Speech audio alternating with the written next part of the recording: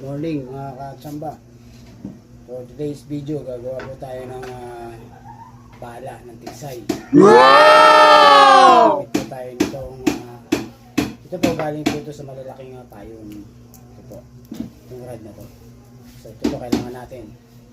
At yung ating pinaka-plastic, ito po yung ating gagamitin, yung mga sira-sira nating hanger. Mas maganda po kung yung hanger na gagamitin natin, yung may kulay. So, start na po tayo. Ano po, putulin natin muna ito. Gamit po yung ating grinder. So, puputol muna tayo.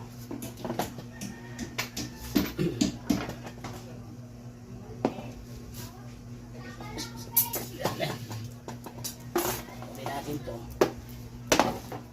4 inches lang po gagawin natin.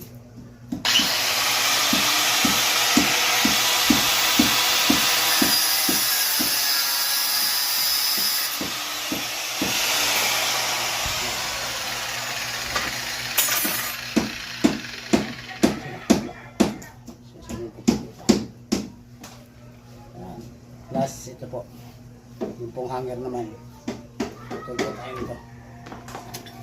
Gamitan po natin ng nagarimbakan.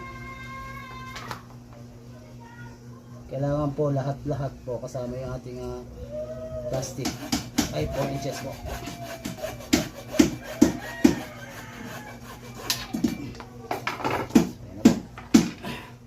Yan po yung ating gagamitin plastic.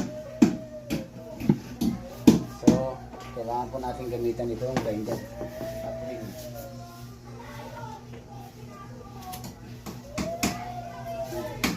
So po natin itong pinutol natin dito. Malagyan po natin ng tulis.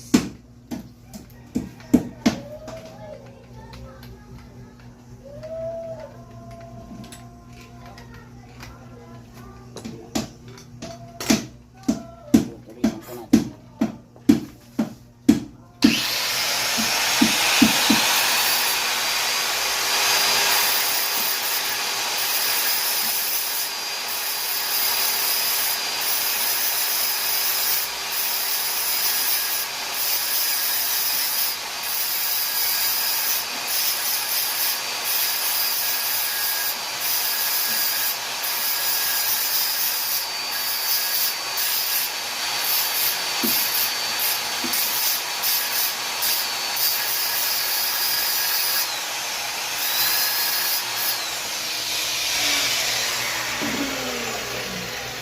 Ayan, may tulis na po siya. Wow! Katsamba. Yung isang side naman, yung isang kabilang dulo. Lalagyan po natin siya ng gatla. Para po, pag pinasok natin ganun, hindi po siya masusunog. What? Mahuhugot. So, pwede ko pong habaan ang konti ito. Oh no! Para mamaya ko na siya puputulin. Susukatin.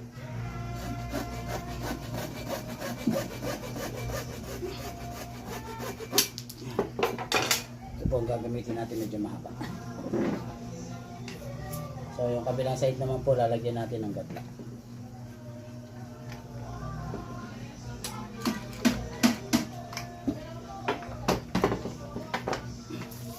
Ganun ho uli ang ating procedure.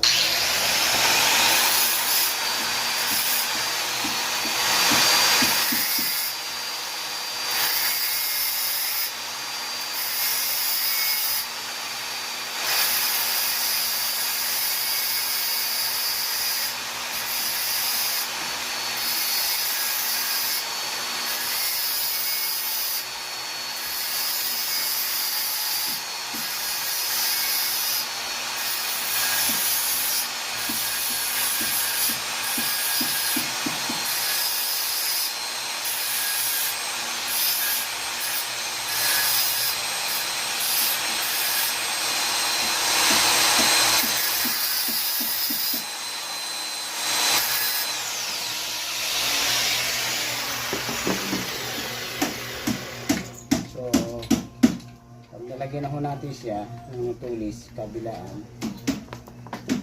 So, ganito po yung itsura niya. Ito yung pinakalabas po, pinakatutusok po. So, lagyan po muna natin ng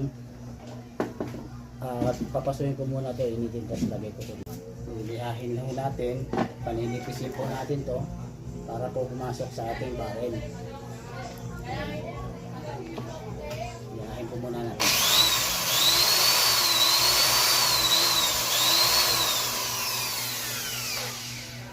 So, testing na po natin kung papasok siya sa barrel.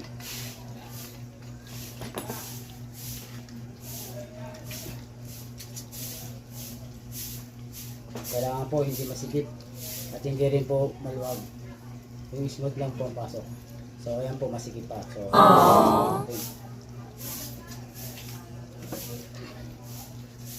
palinipisin pa po natin.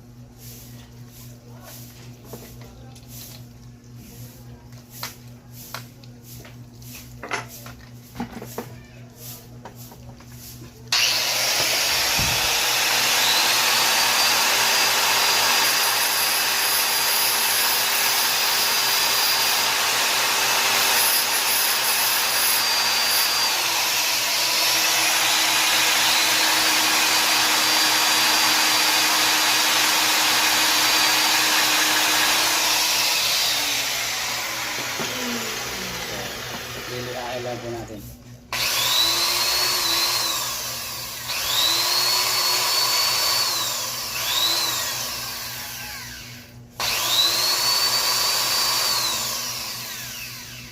Kaya hulayin natin kung papasok na.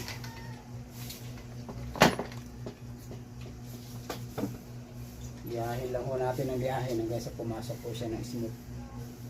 Yan, medyo na po siya. Pwede na po ito. Po kabilis.